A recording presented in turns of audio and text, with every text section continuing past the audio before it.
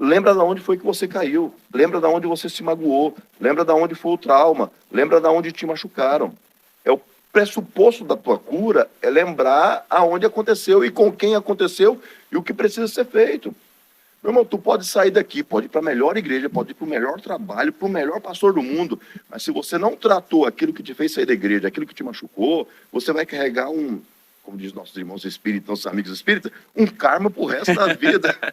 Certo? Vai carregar trauma, isso pro resto né? da vida, um trauma.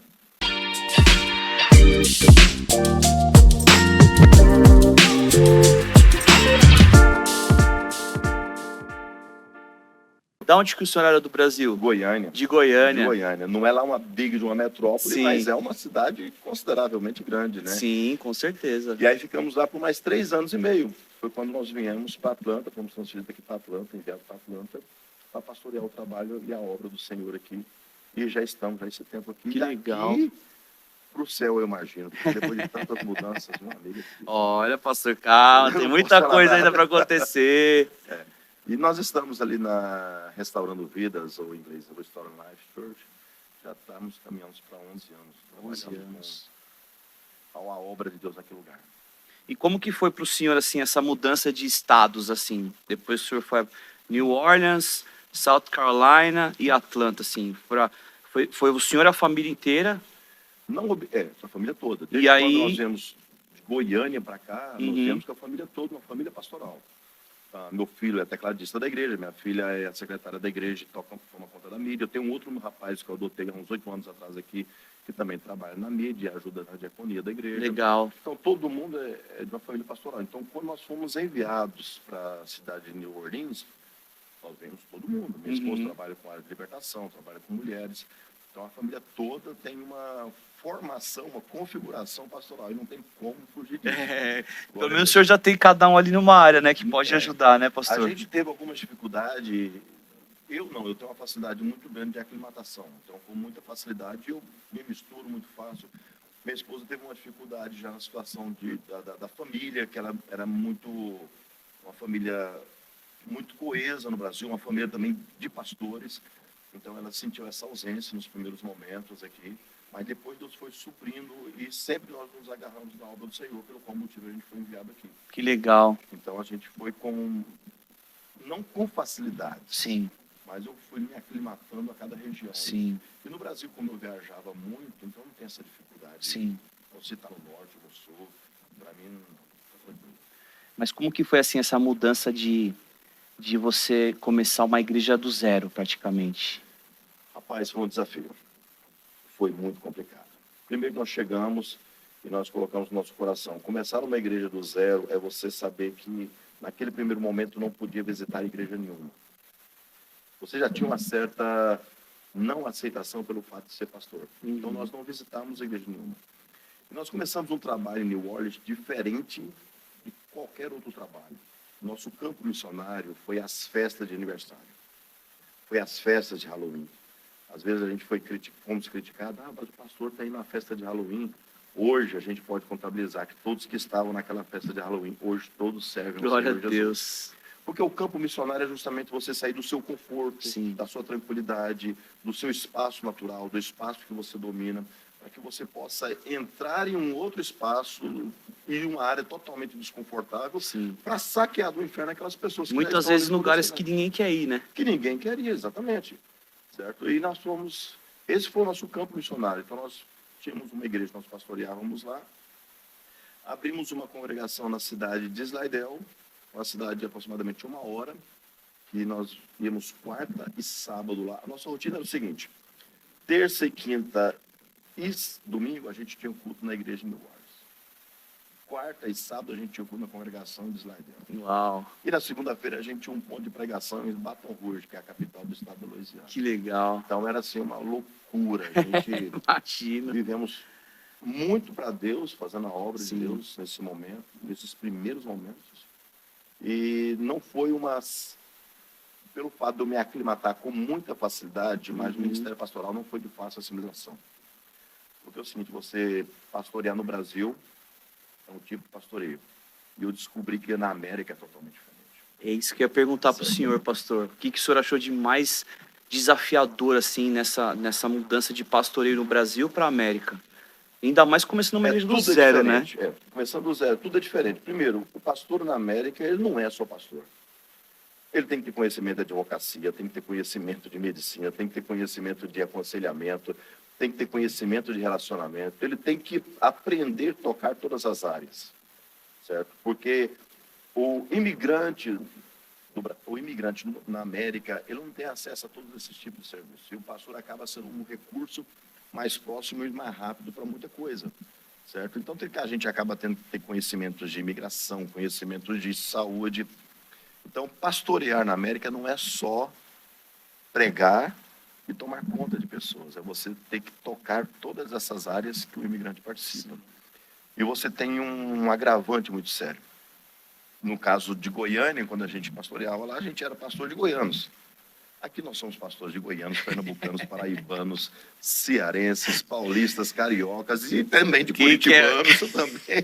Quem que é os que dão mais trabalho, pastorzão, lá do Brasil lá? Tem uma área específica que é mais complicado trabalhar, mas Deus sabe todas as coisas. Não quero comprar briga com ninguém. São Paulo, hein, pastorzão? São Paulo, Paulista é fácil de Você tem esse agravante. Você tem um agravante de ter pessoas de várias denominações religiosas. Sim. Então, você agrega na igreja, batistanos, presbiterianos, assembleianos, você tem de tudo na igreja, certo? E você construir uma linha teológica de forma que você vai atender a necessidade das pessoas sem você burlar a palavra de Deus. Sim. Constitui Você tem que estar muito ligado com os céus para fazer isso. Senhor, até onde que eu posso abrir mão da minha visão, que foi a minha visão, eu sou a Assembleia de Deus, sem ferir o modelo teológico que o Senhor quer para a igreja, certo? Mas de forma que eu possa abarcar as outras pessoas também. Então foi uma mudança muito grande. E assim, a igreja na América, a gente aprendeu que ela é muito de nômades. As pessoas vêm, ficam um tempo e de repente falam, peraí, tem essa característica aqui? Ah, não, eu não concordo com essa característica. Aí ela vai para uma outra igreja. Na outra igreja ela fica um tempo. Ah, mas tem isso. Então, as pessoas... Elas não criam raízes, pastor, aqui? Tem não cria. Essa forma... Você tem pessoas que criam raiz, mas você tem pessoas que acabam pulando de igreja em igreja, tentando encontrar a igreja perfeita, e nós estamos num processo de aperfeiçoamento que só vai ser alcançado na glória, e elas se esqueceram que isso não vai acontecer. Alguém um dia disse, né? Se você encontrar uma igreja perfeita, não vai nela. Não vá, que você vai estragar ela. Exatamente. Eu parto do pressuposto que eu sou o primeiro a não poder ir lá. Exatamente. Certo? Então, assim, a gente teve que se adaptar a essas situações.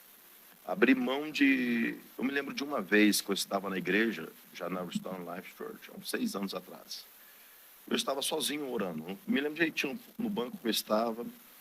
E Deus, como se Deus se manifestasse na minha frente e falasse de uma forma muito clara. A igreja que você ama, ela está lá em Goiânia.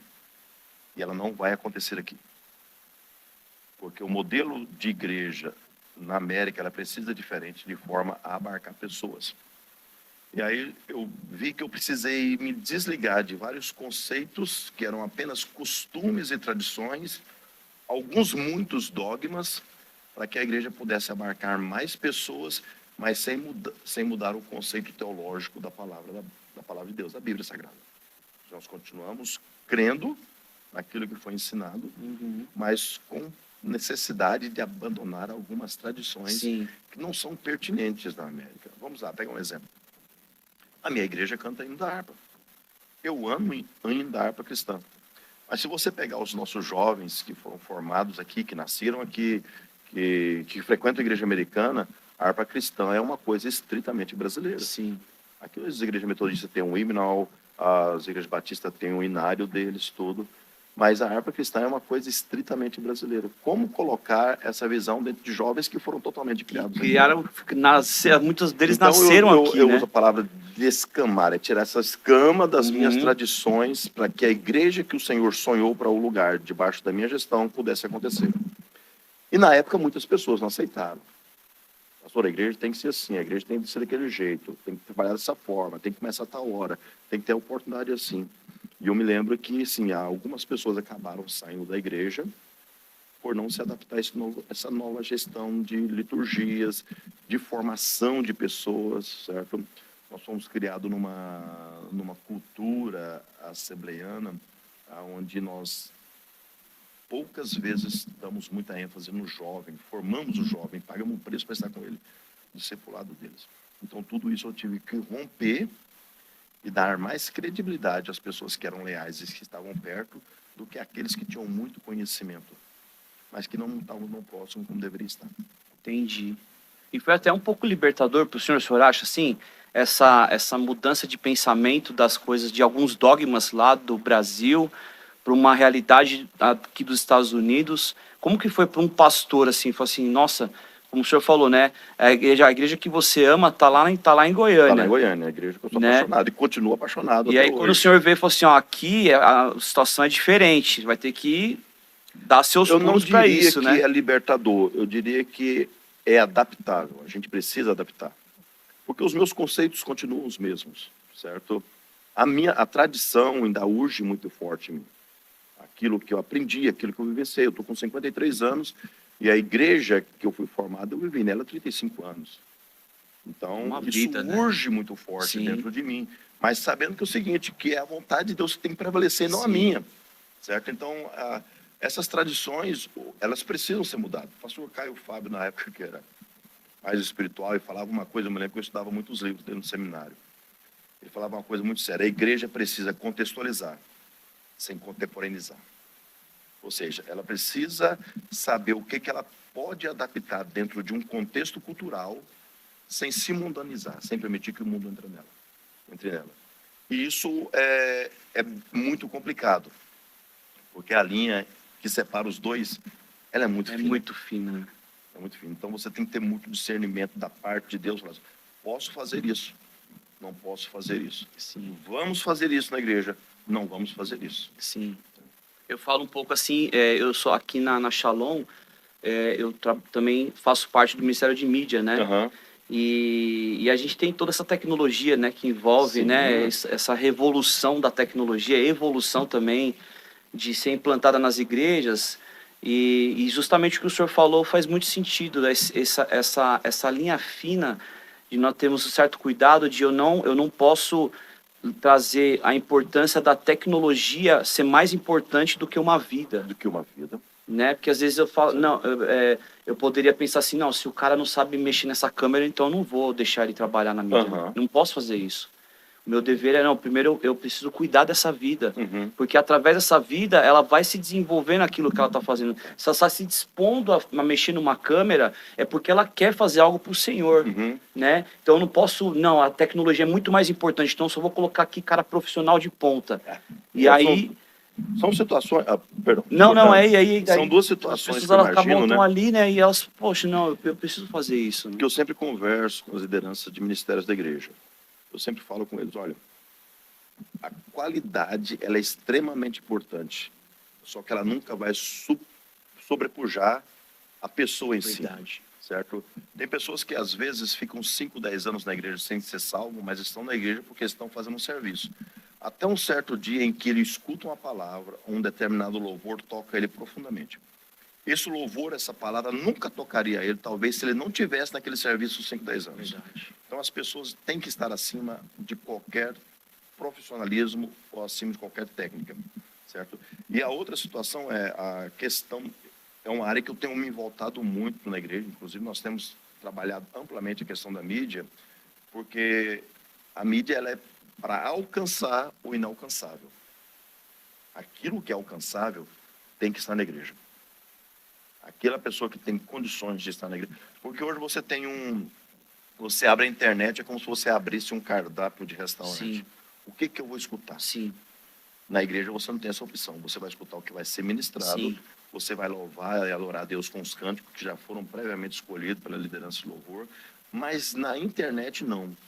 No Spotify, não. No YouTube, não. Você escolhe o que você quer ouvir. Quantas vezes eu estou na estrada pegando meu endereço, hoje eu quero ouvir uma palavra sobre isso. Eu vou lá e escolho. Certo? Então a mídia era necessária na igreja, coisa que imagino se o apóstolo Paulo tivesse isso. Para alcançar o que é inalcançável. Mas aquilo que é alcançável tem que estar na igreja, no corpo, na comunhão, certo? Adorando, servindo e ouvindo a palavra do Senhor. Exatamente. Certo? E a gente tem que virar esses olhos para quem está aqui, né? Sim. Para quem faz parte do ministério, né? Sim. Que às vezes a gente esquece do que está dentro, mais preocupado com o de fora, e o que está dentro a gente acaba ali. Isso não é bom, né? Às vezes eu vejo as pessoas assim, se sentindo abandonadas, vamos dizer assim. E aí a gente tenta trazer elas para perto, fala, não, vamos aqui, você também está com a gente, né? Você não tá, pode ser que você se sinta abandonado, mas não, cara, a gente está olhando para você também, né? Hoje eu estou à frente do Ministério de Jovens também, e a gente está tentando trabalhar isso neles, né? Porque aqui o jovem, muitos deles, como o senhor falou mesmo, né? Nasceram aqui e adquiriram essa cultura americanizada de serem mais sozinhos, serem mais na deles. E a gente tem esse negócio brasileiro de querer estar junto, de estar né? junto, de abraçar, Exatamente. do toque, certo? A questão do pastorado, muitas vezes, você precisa ser invasivo para participar da vida das pessoas, certo? Pessoas que às vezes vêm com depressão na igreja, não conversam. Então, a questão do brasileiro, pelo fato de ele se aclimatar com muita facilidade, existia um livro que eu estudei há muito tempo atrás, umas eras jurássicas aí, chamado Casa Grande Senzala, que nós herdamos muito isso do português, a facilidade de aclimatação, de adaptabilidade. Então, o brasileiro ele tem condições de entrar em lugar que o americano não pode entrar. Nós somos muito mais flexíveis, certo? Então, e a questão, uma das qualidades pastorais é precisar ser, quando precisar ser invasivo, ele precisa ser invasivo. Às vezes é uma questão de vida ou morte, que uma pessoa que vai na igreja está sorrindo, mas está a ponto de se matar, de arrancar a sua vida. Então, a gente precisa ser invasivo nessa questão. A questão da mídia, que você falou, é a questão de, às vezes, dar o valor e olhar para as pessoas que estão ali, antes de qualquer coisa. Eu falo assim, olha, nós temos uma ferramenta extraordinária para alcançar o inalcançável. Mas a base de tudo é a igreja. Tivemos uma discussão, porque precisamos escurecer mais a igreja, essas coisas que não. Primeiro vamos fazer o seguinte, vamos adaptar a igreja a essa situação. Mas fica ruim a transmissão. Primeiro a igreja, se a gente não tem condições, a gente faz mais investimento, compra mais equipamento, para depois fazer isso. Mas primeiro a gente vai fazer uma certa adaptabilidade da igreja nessa situação. Porque você alcançar quem está no Japão, mas perder quem está aqui do seu lado, não justifica. Certo? E nós estamos vivendo um tempo desse, de alcançar, de querer alcançar o mundo e perder pessoas próximas. Verdade. Por falta de diálogo, por falta de compreensão. Eu sempre tenho essa máxima com nossos líderes de ministérios. Prioridade da igreja é pessoas. É sempre pessoas. Certo? Vamos lutar, trabalhar. Vamos entender. Talvez a pessoa não é o melhor cameraman do mundo, mas ele está lá para servir. Tá? Sim. Então tá bom, com ele nós vamos contar. Que legal. Até o dia. E assim, a gente tem lutado muito para dar condições da pessoa se aperfeiçoar naquilo que ela faz. Eu sempre chamo o pessoal lá em casa e falo, engenheiro do som, o que você precisa aí para melhorar? Você quer um curso, alguma coisa, a igreja te ajuda. Talvez não paga tudo, mas a gente paga um pouco. Certo? O que estímulo você precisa para fazer? Estava conversando com a minha esposa agora, o grupo Louvor vai voltar todo mundo de novo para uma aula de canto. A gente vai ajudar? A gente vai investir. É o reino de Deus. Sim. Certo? Se eu tenho condições de ter pessoas que cantam melhor com uma aula de música, vamos ter pessoas que cantem melhor com uma aula de música. Não dá, mas isso não precisa, não interessa. Tem necessidade. O reino de Deus tem que ser feito melhor, sem desprezar as pessoas que estão servindo. Que legal. Literalmente restaurando vidas, né, pastor? Restaurando vidas. Certo? E esse nome, ele veio já, também era lá em New Orleans? Rapaz, olha para você como é que é as coisas. Quando eu assumi essa igreja do pastor Antônio de Oliveira, o nome já era Igreja Evangélica Assembleia de Deus Restaurando Vidas. Quando nós viemos de Goiânia, no Brasil, para New Orleans, nós precisávamos registrar uma igreja no modelo americano, com border, o border completo, né, tesouraria, secretaria, essas coisas. E quando nós registramos a igreja, o nome que Deus me deu lá foi Igreja Restaurando Vidas. Quer dizer, eu passei todo esse caminho, saindo de New Orleans, passando pela cidade de Goose Creek, para chegar aqui e pastorear uma igreja que tinha um nome de Restaurando Vidas. E não tem como fugir disso, porque a restauração de vida sempre foi a marca do meu chamado, legal, e do chamado da minha esposa. Eu preciso confessar, não me leve a mal. Eu não tenho chamada missionária para a África, eu não tenho chamada missionária para a favela, eu chamado de desenvolvimento de pessoas. Certo? Eu não tenho chamado para cruzadas evangelísticas, 30, 40 pessoas aceitam Jesus Cristo. A primeira parte do desenvolvimento do chamado da gente é entender aquilo para que Deus nos chamou. E Deus me chamou para desenvolvimento de pessoas, desenvolvimento de igreja local. Certo? Deus não me chamou para implantar igreja, para a gente poder estar com várias congregações, porque não é o meu chamado. Certo? Nosso chamado é restauração de vidas. E desde quando Deus nos trouxe para cá, desde quando nós estávamos no Brasil, eu e minha esposa, nós temos trabalhado com desigrejados. Pessoas que em algum momento saíram da igreja, por N motivos. O pastor olhou cara feia, o irmão falou mal da vida dele, Deus nos chamou para trabalhar com esse tipo de pessoas, certo? Ir atrás, tentar restaurar, trabalhar o perdão no coração, certo? Então, começou com Restaurando Vidas lá, estamos com Restaurando Vidas aqui, e creio que vamos até o dia do arrebatamento restaurando vidas, porque esse é o nosso chamado, Deus nos chamou. É legal o senhor ter entrado nessa questão dos desigrejados, né, pastor? Uhum. Quais são os maiores sentimentos que o senhor se depara, assim, desses desigrejados? O que motivou eles a sair da igreja? E qual que é a estratégia que o senhor tem utilizado para restaurar essas pessoas e elas voltarem para o corpo de Cristo? Tiago, o que eu vou te falar aqui, muitas pessoas podem não gostar, certo? É assim que eu gosto, pastor. Nem podem não gostar. A culpa do desigrejado nunca é a igreja. Nunca é a igreja. Eu costumo comparar o seguinte: você está no final de uma descida muito íngreme, tem um caminhão lá em cima, esse caminhão perdeu o freio, você está aqui embaixo, certo? Esse caminhão que perdeu o freio, eu chamo de igreja. Ele vai vir e vai passar por cima de você que está aqui embaixo. Você tem a opção de falar assim, a culpa não é minha. O pastor me tratou mal, a culpa não é minha. O irmão fez fofoca com o meu nome, a culpa não é minha. A assistência da igreja não me atendeu, a culpa não é minha. Eu vou ficar aqui que se vire o caminhão, que se vire a igreja. O que vai acontecer? O caminhão vai descer e vai passar por cima de você. Então, muitas das vezes, a igreja ela tem situações de dificuldade, ela tem problemas. Eu sou pastor, já tenho uma data, mas eu continuo sendo um homem, eu continuo sendo um Marcos colérico, que às vezes responde com grosseria, que às vezes não dá conta de disfarçar uma situação. Nossa, pastor, eu sou igualzinho o senhor. Eu não consigo, eu continuo sendo esse Marcos. E o que a gente estava falando Certo? quase agora, né? É a igreja imperfeita. É a igreja imperfeita. O mesmo apóstolo Paulo, que estava querendo matar os cristãos, é o mesmo que repreende Pedro, certo? Então, assim, Deus usa o nosso temperamento, nós estamos em processo de formação. Sim. Agora, a igreja é culpada. Não, eu preciso me movimentar dentro da igreja, dessa igreja imperfeita, a ponto de que eu não seja afetado pela imperfeição dela. Há pouco tempo atrás, eu ouvi alguém falando o seguinte: aonde você adquire uma infecção hospitalar? No hospital. Aonde você trata a infecção hospitalar? No hospital. Agora, o desigrejado, ele está fora. Não, a igreja me machucou, o pastor fez isso comigo. Meu amigo, é para lá que você precisa voltar para se tratar. Exatamente. Certo?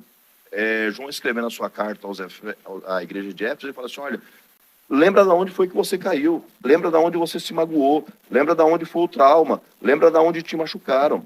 O pressuposto da tua cura é lembrar aonde aconteceu e com quem aconteceu e o que precisa ser feito. Meu irmão, tu pode sair daqui, pode ir para a melhor igreja, pode ir para o melhor trabalho, para o melhor pastor do mundo, mas se você não tratou aquilo que te fez sair da igreja, aquilo que te machucou, você vai carregar como diz nossos irmãos espíritas, nossos amigos espíritas, um karma pro resto da vida. Certo? Vai Um trauma, né? Da vida, um trauma.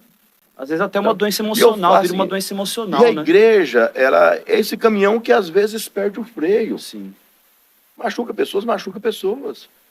Mas é um hospital para tratar pessoas que querem ser tratadas. Não adianta o médico chegar aqui, te dar um diagnóstico e te apresentar o prognóstico. Sim. Você aceita o diagnóstico, mas não aceita o prognóstico. E aí? É o que o senhor falou agora, uma coisa que é muitas vezes querer ser tratado, né, pastor? Querer ser tratado. A psicologia tem aquele princípio de a cura, ela começa Quando a gente reconhece que precisa de tratamento. Exatamente. Ela começa nesse ponto. Estou doente. Eu reconheço que eu estou doente. Aham. A partir desse momento, você começa a ter uma busca de uma cura, né? Mas se você não reconhecer que você precisa de uma cura, já é muito mais difícil. E a questão da pessoa que está fora da igreja, como você me perguntou, o que a gente percebeu ao longo desses 18 anos de ministério, não existe uma fórmula mágica. Cada caso é um caso, certo? Eu tenho situação de pessoas que eu tive que dormir junto com ele em casa. Algumas noites. Deixei o conforto da minha cama com a minha esposa para me dormir com ele. Hoje são pastores, certo? Teve outra situação que eu tive que botar o dedo na cara e falar, pessoa, toma vergonha na tua cara, tu é um homem, tu nasceu para isso, certo? Então, as abordagens com pessoas que estão fora da igreja, elas obedecem determinadas especificidades que Deus lhe dá na hora. Entendi. Certo? Então, não existe uma fórmula, não existe uma regra. Agora, a única regra que eu sei que existe é a pessoa precisa voltar. Certo? E cabe a mim, que trabalho com esse tipo de pessoa, criar o caminho mais tranquilo possível. Porque esse coração precisa ser reparado, essa mente que lembra das situações, que guardou as mágoas, os ressentimentos, precisa ser curada, precisa aprender a conviver com a lembrança sem passar pelo processo da dor. E existe uma maior parte, assim, de que saiu da igreja por um motivo X, assim, existe uma maioria, assim, saiu da igreja por motivo X. Olha, o que a gente percebe, Tiago, é as pessoas, elas querem... A gente vive num tempo de conveniências, né? E dentro da igreja, principalmente, as pessoas querem ser atendidas às suas conveniências. Certo? Eu escuto direto. Por que a gente não canta ainda harpa? Por que a gente não canta mais louvor? Por que a gente não traz o fulano de tal para pregar aqui? E quando a pessoa ela não é atendida na conveniência dela, ela pensa que a igreja machucou ela. Você tem os traumas, realmente, que a igreja causa, que a igreja provoca. Eu sou oriundo de uma igreja que eu apanhei porque eu jogava bola na escola, porque eu jogava bola na rua. Certo? E meu irmão, o caminhão desceu, passou por cima de mim. Eu não vou na igreja mais porque meu pai me bateu porque eu jogava bola. Não, é cometer um anacronismo, julgar esse tempo que a gente viveu lá com as ideias de hoje. Eles estavam completamente certos com a visão que Deus deu para eles. Agora, foram tratar, foi disciplinado. Não, aquilo era a vara que Deus tinha dado para os pastores de então. Sim. A minha esposa tinha o avô pastor que fundou várias igrejas. Mas ele falava, em vez de falar ventre da mulher, ele falava o vento da mulher. E era um pastor amável, era um pastor honrado, mas era o que Deus tinha levantado para aquele momento. Certo? Eu me lembro de um certo pastor de um dia que ele falou assim na igreja: irmãs, não é para vocês virem na igreja mais com esse cinto aí parecendo cinto de égua que cavalo usa para colocar a célula, não. Está parecendo minha nora aí desse jeito. Ele falou, desse jeito na igreja. Se você faz isso na igreja hoje, a pessoa nunca mais vai na igreja. O culto de ensino na terça-feira, a irmã estava lá como se nada tivesse acontecido. A gente também é de um tempo que o cura era mais grosso, né? Sim, mas também a gente percebe que nos dias de hoje existe essa questão, toda essa questão do bullying, né? Tudo é bullying. Tudo é bullying, tudo é mimimi. E aí, quando a gente vai para uma igreja, a maior ferramenta de salvação, ao meu ver, é quando você confronta uma pessoa do pecado dela e abre os olhos dela para que ela enxergue que ela precisa de se converter, ela precisa transformar a mente dela, né? E hoje em dia, se você faz isso na igreja, se existe muito confronto, as pessoas começam a falar, não vou lá, porque não querem ser confrontadas. Evangelho é confrontador. Exatamente. Evangelho exige uma mudança de vida, certo? E outra coisa que a gente vê proliferando de uma forma fora do comum é as pessoas que descobriram que bater na igreja, falar mal de pastor da Ibope. Então, eles pegam qualquer coisa que acontece na igreja, uma palavra, uma mensagem, eles pegam um corte de uma mensagem e colocam lá, e aquilo acaba com a vida de um pastor, acaba com a vida de uma igreja. Não, igrejas fazem isso. Não, aquilo é um pedaço de uma mensagem. Sim. Analise o contexto todo. Você precisa analisar o contexto todo. Que exegese é essa, né? E assim, descobriram que dá ibope bater em pastor, que dá ibope bater em igreja, falar assim, não pode fazer isso, não pode falar de dízimo, não pode falar de dinheiro, não pode falar de oferta. Irmão, evangelho, ele é confrontador, ou você muda de vida, ou você não muda de vida, não existe meio termo. Certo? E voltando à situação das pessoas que estão fora da igreja, uma das coisas que nunca pode faltar, não importa a metodologia que você vai usar, não importa o viés teológico que você vai usar para abarcar essa pessoa, tudo tem que ser feito com muito amor e carinho. Certo? Você está lidando, afinal de contas, com um doente espiritual. Sim. Pode ser que o motivo que ele o afastou da igreja seja pertinente ou não, mas é um doente espiritual que precisa ser tratado com amor, carinho e dedicação. Aí, pastor, uma vida que é desigrejada, quando vocês começam a investir nela para tentar trazer novamente para o corpo de Cristo, existe um limite, assim, eu vou até esse ponto, ou não deu agora, eu vou esperar mais um tempo, depois eu tento novamente, ou ela não quis na primeira, tudo bem, deixa ela tomar as decisões da vida dela. Como que vocês abordam isso? Como te disse, cada caso é um caso. Você tem que ter uma certa percepção espiritual ou sensibilidade espiritual para entender até que ponto você pode ser invasivo ou não. Certo? Tem pessoas que de cara escancaram o coração. E essas são fáceis de trabalhar. São bom, né? Tem pessoas que se fecham. Sim. Certo? Mas ao mesmo tempo Deus continua falando no teu coração. Insiste, insiste, insiste. Eu tive situações que eu tive... Acabou o culto, fulano disse que não vai na igreja mais. Acabou o culto, eu peguei meu carro e fui na casa dela. Por qual motivo você não vai na igreja? Porque aconteceu isso. Deixa eu te falar uma coisa. Terça-feira é culto. Terça-feira você está na escala. Terça-feira você aparece lá. Você não tem a opção de sair da igreja. Certo? Com determinadas pessoas você faz isso. Com outras pessoas você diz, irmão, nos perdoe. A gente errou mesmo. E a gente errou porque nós somos falhos. Nós estamos em processo Erramos de querendo trabalho. acertar, né? Erramos querendo acertar. Certo? Não vou atender a sua conveniência do jeito que você quer. Mas a gente quer você de volta. Certo? E a questão da igreja, que a gente sempre fala assim, é uma expressão que a gente às vezes usa num retiro de homens que está tendo, no chamado legendário. A gente fala, querido, nada mudou. Você está voltando para uma igreja que ainda continua machucando pessoas. Você está voltando para uma igreja que continua sendo imperfeita. Então, hoje você coloca o pé dentro da igreja porque você veio, porque a gente convidou, e talvez a pessoa que te machucou continua lá. E ela continua com a mesma predisposição de te machucar. O que você precisa é adquirir anticorpos espirituais para entender o que realmente é a pessoa que está fazendo. É um laço do diabo para te empurrar fora da igreja, ou é uma contingência que Deus está te usando para te moldar, para te tornar o teu couro mais duro, para criar anticorpos espirituais. Porque talvez o que você precisa viver nesse processo, que é um processo dolorido, traumático, mas é de aprendizado, é para ajudar outras pessoas. Lá na frente vai ser para curar outras pessoas também. Exatamente. Que legal. Curados para curar, né? Curados para curar. Que legal, Certo. cara. E como que tá a Restoring Lives, pastor, assim, em relação a como que vocês abordam o público hoje, as pessoas que é da igreja, os ministérios, como que tem funcionado a igreja lá de vocês? A gente segue um padrão normal de igreja, totalmente departamentalizado, com Ministério de Mulheres, Ministério de Jovens, Ministério de Welcome da igreja, pessoas que recebem, fazem recepção, diaconia toda ali. E nós temos uma abordagem de tratar esses visitantes não somente comigo e com minha esposa, certo? Mas elas são direcionadas para os ministérios da igreja, certo? A gente, por exemplo, mulheres, minha esposa identifica logo, certo? E nós temos um grupo de mulheres intercessoras dentro do Ministério de Mulheres que começam a acompanhar determinadas situações. Legal. Totalmente sigiloso. Tem situações que eu nunca imagino e nem quero que ela me conte, e nem se eu quiser, ela vai me contar. Que legal. Porque é um departamento de intercessão dentro do grupo de mulheres para cuidar especificamente Glória de mulheres. A Deus. Certo? Mulher, não é que mulher se machuca mais fácil.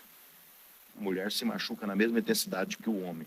O homem tem dificuldade de mostrar que está machucado. E se uma mulher machucada, ela acaba, inevitavelmente, se ela é uma mãe de família, a família também acaba sofrendo muito, né? Ela pode ser um viés de transformação, tanto para o bem como para o mal. Sim. Certo? Depende de como ela é tratada, de como é dada a abordagem a ela. E nós temos também um Ministério de Jovens voltado para o jovem, logicamente, com reuniões todas as sextas-feiras e reuniões de uma forma mais informal, mais uma conversa, um diálogo com os nossos jovens, Legal. com abordagem muito de assuntos contemporâneos, então, Uhum. que eles enfrentam na high school, que eles enfrentam com os amigos, certo? E principalmente a respeito de futuro. Os nossos jovens deixaram de sonhar, Verdade. certo? Você imaginar, eu tive essa percepção quando eu estava pastoreando na igreja de New Orleans, conversando com um adolescente americano que estava no último ano de high school. Eu perguntei para ele, e aí, o que você vai fazer agora? Ah, não sei. Cara, tu está no último ano de high school e não tem uma direção para a tua vida, certo? Você chegava numa criança um tempo atrás, não, quero ser bombeiro, não quero ser advogado, quero ser médico. Os nossos jovens deixaram de sonhar. Então, hoje nós temos o pastor Gesiel e a pastora Catsília, que está totalmente voltado para essa área de direcionamento e principalmente com acompanhamento de formiguinha. Eles pegam os jovens por jovens, saem com eles, tomam café, acompanham caso a caso. Que legal. Essa necessidade. Sim.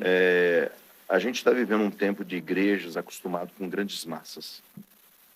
E a obra do Senhor, na verdade, ela é feita de forma individual. É um a um, é um discipulado, é a proximidade que você tem com a outra pessoa que vai gerar um pequeno discípulo seu. Estamos acostumados, se eu posso falar isso, a gente está acostumado com megas igrejas que está, é um grande show, é um grande pregador, é um grande cantor. Se não for o trabalho discipulado, não vai ter transformação na vida dessas pessoas. O movimento passa. Verdade. Certo? Aquele acompanhamento não fica. Certo? Eu e minha esposa tem tantas histórias que nós já acompanhamos de pessoas, de discipulados, assim, que nós olhamos para trás, assim, e que são, que realmente dá força para a gente continuar. Às vezes você vê aquele pequeno sussurro no ouvido, assim, você não sabe de onde vem. Aliás, você sabe, mas não quer entender. Está na hora de parar, não está na hora de parar. Certo? A gente pensa que a gente tem férias, a gente pensa que a gente tem um retire time, não tem. Tem não. Mas vale a pena, né, pastor? Não, vale a pena, vale a pena. Você produz frutos que são eternos. Sim. Como dizia o Russell Crowe no filme Gladiador, o que a gente faz hoje vai ecoar na eternidade. Na eternidade a gente vai ver frutos que você não tem noção. Eu creio. Eu me lembro de um pastor muito amigo meu pregando certa feita, falou assim, olha, no tribunal de Cristo, quando as pessoas serão recompensadas pelo trabalho espiritual que elas fizeram, você vai ver grandes pregadores, talvez, passando de largo e recebendo pequenas pedrinhas, pequenos galardões.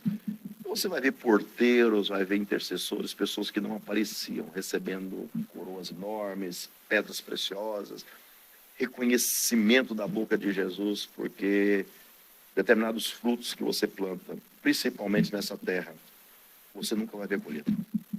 E mesmo porque é o seguinte, os frutos não são para a gente. Eu tenho um testemunho que é muito Verdade. característico para a minha vida, da minha esposa. A gente fala assim, poxa vida, de novo, investimos tanto nessa pessoa. Aconteceu um caso recente agora, né? Caramba, esse menino ficou 10 anos me dando dor de cabeça, dando trabalho. Agora o menino viveu uma revolução, tá frutificando, tá uma benção. Estou indo para a Flórida, pastor. Eu falei, mas de novo isso no nosso ministério. A gente teve um caso muito característico no nosso chamado, foi de um rapaz que nós ganhamos para Jesus em Goose Creek. O menino deu muito trabalho. E quando ele chegou na igreja, nós fizemos festa, quando ele aceitou Jesus Cristo, olha para você ver como é que é a igreja. Alguns obreiros chegou, não, pastor, isso aí não dá crente que presta, não. Isso aí não vai render nada. Certo? Eu falei, irmão, só o futuro vai dizer. Glória a Deus. Certo? Hoje o rapaz está dando fruto lá Olha na cidade, só. é pastor de igreja, tive o privilégio de, na consagração dele, de ver ele ser consagrado por uma outra igreja ao pastorado. E sim, frutos não são para nós. Verdade. Certo? A certa feita houve um testemunho seguinte, a mangueira não come das próprias mangas, o rio não se refresca das suas próprias águas, o sol não se aquece dos seus próprios raios solares. Certo? Nós somos instrumentos para chamados para dar fruto, e o fruto é para a obra de Deus. Glória a Deus. Glória a Deus. Que legal, pastor. Muito bom receber o senhor aqui, viu? Que maravilha, que bênção. E aí a gente participamos, né? Acho que foi o ano passado, mas a gente vai participar agora novamente das 15 horas de louvor e adoração, né? Como que foi esse projeto que o senhor colocou no coração de vocês? Por que que vocês decidiram fazer esse projeto? Na verdade, esse projeto não é nosso, as outras igrejas já realizam, não aqui na cidade de Atlanta, no estado de Geórgia. Nós tivemos acesso a esse projeto com um pastor muito amigo nosso, pastor Sandro, pastora Ana, na cidade de Charlotte, na North Carolina. Quando nós pastoreamos a cidade de Goose Creek, ele falou assim, pastor, a gente vai ter um momento aqui de 24 horas de louvor e adoração, e a gente quer reservar um tempo para vocês. Nós fomos. Só que depois que nós participamos lá, fomos transferidos para Atlanta, viemos para cá. E um dia nós conversamos com nossos líderes de jovens, que naquela época eram então diácono Gesiel e Cadicílio, que hoje são pastores. Legal. Gesiel e Cadicílio, depois eram pastores, né, líderes de jovens naquela época, passou um tempo, ficaram fora e agora voltaram de novo. E eu me lembro de que uma das situações que a gente estava conversando é que nós somos a igreja é a organização e é organismo. Pelo fato de ser organização, ela é totalmente departamentalizada. E cada departamento, nós somos humanos, nós queremos puxar a sardinha para o nosso departamento. É o louvor que quer se preocupar com o louvor, Sim. a mídia que se preocupa com a mídia. E eu me lembro que nós estávamos conversando com o Gesiel e a Cátia, e uma forma de integrar a igreja, uma forma de colocar todo o trabalho, toda a igreja, todos os ministérios, trabalhando em torno de um evento, porque tem um congresso de jovens, os jovens se viram, tem uma conferência de mulheres, as mulheres se viram. Foi quando a minha filha deu a ideia a eles, a Camila falou assim, Cátia, Gisele, por que vocês não fazem o 24 horas de louvor e adoração, que a gente viveu lá assim? Aí eu falei, Deus me livre, 24 horas de louvor e adoração, esquece, é muito tempo, a logística demanda muito trabalho. E aí o Gesiel e a Cátia falaram assim, não, a gente não precisa fazer 24, a gente pode fazer 12. E no primeiro 12 horas virou 16 horas. Começamos às 9 e terminou 3 da manhã. Nossa. E assim, e a gente estava legal. colocado numa igreja americana, então tinha que terminar e colocar tudo em ordem. E virou forma. Foi no sábado isso? Foi no sábado. E no domingo tinha culto. Domingo tinha culto de manhã da igreja americana. E naquela ocasião a gente teve participação do pastor Alteveira, aqui da Shalom Church, pessoal de Jacksonville, várias igrejas, foi muito Aí bom. vocês convidam outros ministérios para participar também. A gente reparte o tempo ali. Que legal. Fragmenta o tempo para cada igreja ter o seu momento de ministração, pode ser louvor, dança, pode ser ministração da palavra. E esse foi um dos eventos que nós criamos de forma a integralizar todo o ministério da igreja. Assim como a gente tem também, às vezes, nós começamos a fazer festa de barraca também, que todos os ministérios participam. Nós temos a cantata de Páscoa e cantata de Natal, onde todos os ministérios são obrigados a participar, certo? É uma forma de integralizar a igreja. Que legal. E hoje uma das formas efetivas é, sem dúvida, os 15 horas, porque a gente coloca toda a igreja participando, diaconia, mídia, o Ministério de Mulheres, e com a possibilidade de outras igrejas também participarem. Isso que eu estou achando legal, pastor, vocês estão promovendo uma unidade do corpo de Cristo, né? Não existe uma questão, não, a placa da igreja, não. A gente tá projetando ali, vamos nos unir, vamos louvar ao Senhor juntos, né? Na verdade, uma coisa que hoje muito no meu coração e que fala muito alto é que no céu não existe placa de verdade, certo? Por que a gente precisa esperar chegar no céu para que essas barreiras denominacionais caiam? Verdade. É lógico que a gente acaba se aproximando com aqueles que se assemelham mais com nós. Qual o viés teológico que você segue? A gente se aproxima mais. Sim. Qual o viés tradicional de costume? A gente se aproxima mais disso. Mas não quer dizer que o senhor entende esse evangelho, alguma parte ali, às vezes é uma coisa assim, sei lá, vou dar um exemplo aqui, nada a ver, mas pode ser que o senhor ache que Judas foi salvo. Eu acho que não. Isso não pode nos separar. Eu não posso falar, não, ele não concorda comigo, então não serve para ser meu amigo. Eu tenho a minha linha teológica que eu sigo, mas eu sei ser arminiano e calvinista. Exatamente. Eu sei ser pós eu sei ser pós e pré-tribulacionista, certo? Isso não determina a minha salvação, certo? A minha intimidade com Deus e aquilo que Deus me chamou para fazer, sim, certo? E isso não pode ser nunca uma barreira para a união e unidade que a igreja precisa ter. E uma das coisas que o povo evangélico não descobriu ainda é que junto a gente é mais forte. Junto a gente acelera o processo de arrebatamento. Junto a gente acelera o processo de arrebatar as almas das garras de Satanás e povoar o céu. Mas a gente não, a gente está muito vivendo o nosso quadrado. Certo? E Deus tem falado muito comigo ultimamente. Nós vamos começar uma campanha agora. Nós temos um culto no meio de semana chamado Quarta Profética. E é um culto no meio de semana que a gente usa para fazer pessoas e para desenvolver os ministérios da igreja. Por exemplo, a mãe quer entrar aqui no louvor, então começa cantando na quarta. Eu quero pregar, começa pregando na quarta. Só que agora, no final de ano, Deus me deu uma direção diferente. Então, nós vamos começar uma campanha de agradecimento, encerrando os ciclos e se apropriando da promessa. Só que Deus falou para mim trazer todos os pastores de fora. Então, eu vou ter 7 pastores de 7 igrejas diferentes. Glória a Deus. E nem eu vou pregar. Glória a Deus. Que eu tinha me colocado para pregar no último dia. Vou fechar a campanha, tudo. Não vai pregar não. Meu Deus. Pregando muito. Tá pregando muito. Eu prego 1 ou 2 vezes por mês na igreja. Está pregando muito. Aí Deus direcionou uma outra pessoa para fazer o fechamento. E assim, e pessoas que muitas vezes não estão na mesma linha de pensamento teológico. Sim. Certo?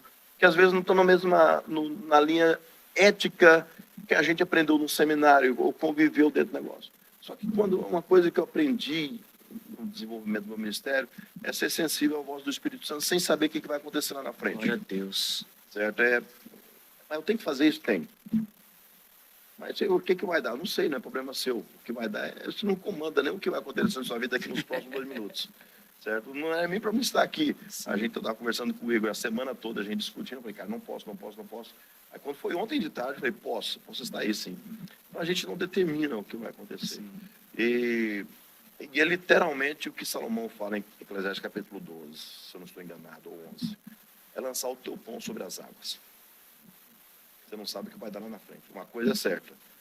Essas águas é Deus quem comanda. Glória a Deus. Então a gente está indo para mais uma edição dos 15 horas. Eu tenho certeza que vai ser algo extraordinário da parte de Deus. Afinal de contas, não tem como você ficar horas e horas na presença de Deus e algo não acontecer. Exatamente. Você não vê uma nova Sim. unção, um novo fluir da presença de Deus. Eu creio que vai ser algo marcante, eu creio que vai ser algo muito marcante na vida da nossa liderança, dos nossos líderes jovens, pastor Gisele, pastora Caticília, que estão se desdobrando para fazer acontecer, porque está logo aí, né? Não sei que data que é não, mas dia 15 de novembro. Pois é, tem 2 semanas. Estaremos então. lá, em nome de Jesus. Questão de data, não sei de nada. Mas eu achei muito legal que o senhor falou sobre essa questão assim, vamos esperar chegar lá no céu para ver. Que não precisa de placa. Que não precisa de placa. Certo. E essa promoção, esse promover a unidade, né? A palavra do Senhor diz, é um só corpo, uma só igreja, um só batismo, um só Senhor. Só. A gente às vezes fica criando questiúnculas. Verdade. Que deveriam ser lançadas no alforge do esquecimento, por causa do que eu acho, do que me é conveniente. Eu aprendi assim, certo? E uma das coisas que a gente percebe ao longo do nosso ministério é o medo que as pessoas têm de fazer um trabalho, trazer um pastor e esse pastor pregar melhor do que você. Eu vou trazer uma equipe de louvor e essa equipe de louvor vai cantar melhor do que a nossa. Você corre um risco de ter uma igreja que faz uma gestão melhor que a sua. Meu irmão, tudo é reino de Deus. Verdade. Tem pessoas que vão adaptar a mensagem ao viés de mensagem teológica que eu prego e outros vão adaptar a outras. A grande questão é, essas pessoas estão sendo encaminhadas para o céu? Certo? E outra coisa, você tem medo de perder pessoas da igreja? Eu tenho medo de perder aquilo que é meu. Verdade. Se você meter a mão no meu bolso aqui para tirar o dinheiro que está aqui, que deve ser quase nada, eu vou lhe meter a mão na cara, porque é meu. Certo? Eu tenho medo de perder aquilo que não é meu? Não, meu irmão, a obra é do Senhor. Glória a Deus. O meu medo é de que essas pessoas saiam e vá para o mundo. Verdade. Certo? Mas se ela tem uma adaptabilidade, se ela se sentiu melhor na outra igreja, se ela serve melhor lá do que está servindo aqui, eu tenho que entender o que foi, que condições foi que eu não dei a essa pessoa para ela servir melhor aqui. E às vezes é questão somente de chamado. Sim. Às vezes é questão de que Deus, da vontade de Deus, Deus quer aquela pessoa ali. Sim. Tem pessoas que frutificaram muito mais saindo da nossa igreja e servindo em outros lugares do que na nossa igreja. E tem pessoas que frutificam muito mais na nossa igreja do que onde elas estavam antes. Mas o que aconteceu? Não, é reino. Exatamente. Reino não se explica. O senhor sabe que certo? lá no Brasil tem um ministério que chama Nação de Jesus Cristo, né? Eu sou o fundador dele. É um ministério de evangelismo para eclesiástico, não é uma igreja, é um movimento de evangelismo que eu vim de torcida organizada, né? Eu era de torcida organizada no Brasil quando eu era do mundo. Deu azar de ser torcedor do Corinthians. Com certeza, pastor. Pelo amor de Dá pra Deus. ser feliz em Foi tudo, isso que, né? é isso que me faz ser No perfeito. final das contas, o que conta é a salvação. O importante é isso. Ah, pastor, tá com a ponta da língua, hein, pastor? Mas, e aí depois que eu me converti, né, eu encontrei amigos que eram da torcida também, que também se converteram. Nós criamos esse movimento de evangelismo. E depois se tornou Nação de Jesus Cristo. No início a gente era só para os corintianos, porque eram todos corintianos. Aham. E depois Deus começou a trazer pessoas de outras torcidas e a gente fez... Não dá para fazer A acepção. gente fez, exatamente, a gente fez muito movimento de evangelismo na porta dos estádios, né? Aham. E quando a gente ia fazer esses evangelismos, quando alguém aceitava Jesus ou recebia uma oração, a gente perguntava pro cara assim, o cara, eu quero ir na sua igreja, eu quero ir na sua igreja. Ele falou assim, onde você mora? Porque São Paulo é gigantesca, né? Gigantesco. Eu era da Zona Leste. Eu moro lá na Zona Oeste. Então, cara, você vai procurar uma igreja perto da sua casa Pronto. e vai orar pro Senhor falar com você naquela igreja. Se o Deus falar contigo, fica naquela igreja. A gente não tinha essa, não, vem pra minha igreja. Vem atravessar a cidade, porque eu quero que você venha na minha igreja. Eu acho que isso é o reino de Deus. Eu não quero saber aonde você vai, eu quero saber que Deus está falando com você e que você está frequentando um lugar onde Exatamente. você está encontrando a sua salvação. E você se Né? sente bem servindo naquele lugar. Exatamente. Certo? Porque servir, você tem que servir de qualquer forma. Deus te chamou, o processo de salvação começa com você levantar a mão, aceitar Jesus Cristo como Salvador, mas você não morreu. Você não foi para o céu imediatamente. Então, o processo de desenvolvimento da sua salvação é levar aquilo que te alcançou a outras pessoas que não foram alcançadas. E quando você faz isso se sentindo bem, não por imposição, é 1000 vezes melhor. Com certeza. Certo? Então, o que eu falo sempre, sirvam a Deus aonde você se sente bem. Irmão, eu tenho pessoas, 18 anos de ministério, não foi uma ou duas vezes que as pessoas chegam e falam assim, pastor, meu tempo aqui acabou. Eu falei, amém, irmão, para onde Deus te direcionou? Vai com Deus, certo? Eu raramente chego e falo assim para a pessoa assim, olha, irmão, eu senti que não é de Deus. Já teve situações, não é de Deus, não é tempo de você sair. Mas, contudo, se Deus falou com você, quem sou eu para falar alguma coisa? Sim. Vai para onde? Já tem uma igreja? Amém. Certo? Faço questão, às vezes, de ligar para o pastor e falar, ó, fulano tem para ir, é uma bênção de Deus, tem esses problemas assim, mas recebe, ele cuida dele. Porque, às vezes, a pessoa, irmão, tem mangueira que vai frutificar muito mais no Brasil do que aqui. Em compensação, se você plantar laranja na Flórida, vira uma praga. Você está perdendo Certo? tempo, né? Não, e frutifica muito. Ah, Porque sim, a terra sim, sim, propícia sim. para laranja. Então as pessoas elas têm que entender, cada um de nós tem um chamado. Aonde eu posso potencializar esse chamado mais? É na Shalom? É na Restore Life Church? É na MSBN? É na Videira? Você tem um chamado, meu irmão. Descubra onde você pode potencializar Exatamente. mais e faça a obra de Deus. Mas também, não porque seja- nem eu Exatamente. quero você lá, amarrado. Não seja infrutífero, né? Não seja frutífero. Pelo amor de Deus. Certo. Se você tem um chamado, um dom, vai para cima. Vai para cima. Não tenha E medo, né? sirva onde você pode te potencializar mais.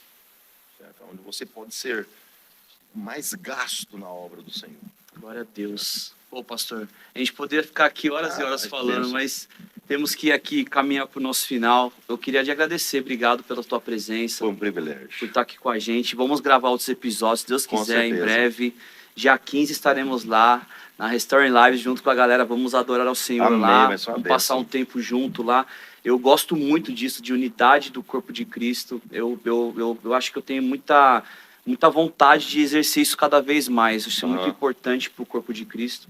E obrigado pela sua presença. Eu queria Amém. pedir para o senhor deixar uma mensagem aqui para a galera, para quem está nos assistindo, o que Deus tem falado com o senhor nesse tempo aí, para deixar essa lembrança para a galera que está nos ouvindo hoje. Olha, o que eu posso dizer para você é o seguinte: o tempo que a gente está vivendo é um tempo de restauração.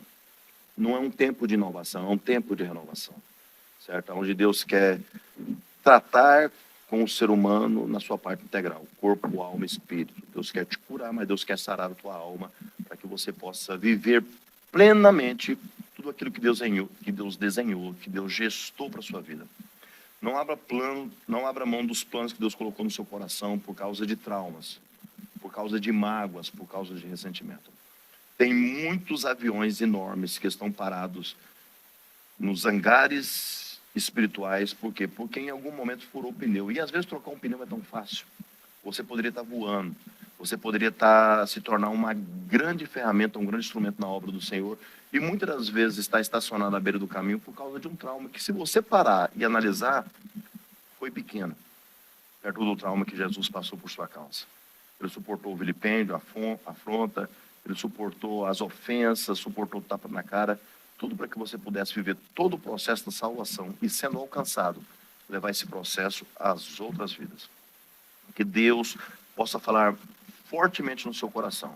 Não é tempo de se ausentar do corpo. Se eu pegar e cortar esse dedinho aqui e colocar aqui, daqui a poucas horas, Tiago, ele vai estar necrosado. O resto do meu corpo vai estar vivendo. Sem o dedinho, vai estar vivendo. Certo? Não seja esse dedinho que seja cortado do corpo e vai necrosar espiritualmente por causa de um mal entendido espiritual. Ah, porque eu queria assim. Ah, porque eu achava que devia ser assim. Não. Se submeta à sua liderança e deixa Deus tirar de você tudo que você pode dar na obra dele. Glória a Deus. Foi um privilégio estar com você. Obrigado, aqui, Tiago. pastor. Foi um privilégio te conhecer. Demais conhecer o Que Deus Senhor, continue viu? abençoando o trabalho de vocês, Amém. que vocês possam alcançar o inalcançável. Porque Amém. domingo de manhã tem culto nessa igreja, eu sei que tem. E você que está assistindo, não fique só nisso não. Venha para a igreja cultuar em comunhão. Glória a Você Deus. faz parte do corpo. O corpo Obrigado, precisa de pastor. intimidade. Demais, Tá cara. bom? Que palavra final. Glória a Deus. Amém. Tem muita gente que é um avião que está estacionado por causa de um pneu furado. Por causa do pneu furado. É um avião, cara. Você é um avião, você tem muito valor. Uhum. Você pode fazer coisas muito grandes nas mãos do Senhor. Não deixe esse pneu furado, não. Vamos trocar esse pneu aí. Eu te ajudo, me chama aí que eu te ajudo. Isso aí. Glória a Deus. Obrigado, meu pastor. Eu que agradeço, foi um Valeu. privilégio estar aqui. Tá bom? Glória a Deus. Galera, obrigado a Abençoe. vocês por terem ficado até agora aqui com a gente. Não esquece de compartilhar esse vídeo, comenta aí também, segue o pastor nas redes sociais e eu te vejo no próximo episódio da Mesa Podcast aqui da Shalom Church. Deus abençoe, até a próxima.